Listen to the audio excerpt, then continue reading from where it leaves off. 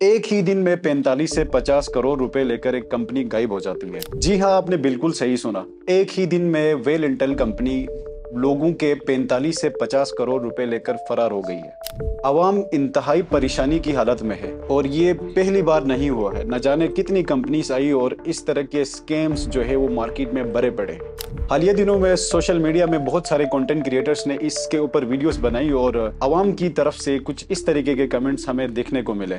और अफसोस ये है कि लोग इसे सिर्फ मजाक समझ रहे थे। हर बंदा मिलियनियर बनना चाहता है, लेकिन ये हमेशा याद रखें, कोई भी मिलियनियर शॉर्टकट्स लेके नहीं बन सकता। पैसा कमाने का भी एक तरीका होता है। ये शॉर्टकट्स तब तक चलती हैं जब तक कोई और लूट रहा होता है। जरूरी सवाल ये है कि नुकसान किसका हो रहा है। इसमें बहुत ही सिंपल है, नुकसान सिर्फ और सिर्फ हमारा ही हो रहा है। जब भी इस तरह की कोई स्कीम आती है या जब भी इस तरह की कोई पोंजी स्कीम आती है तो उसका एक ही मकसद होता है, लोगों को लूटना। मैं कई बार कह चुका हूँ कि इस तरह की पोंजी स्कीम से बचे रहें। और मजे की बात यह है कि इस तरह की पोंजी स्कीम्स इस वक्त गिलगित बल्तिस्तान में चल रही हैं।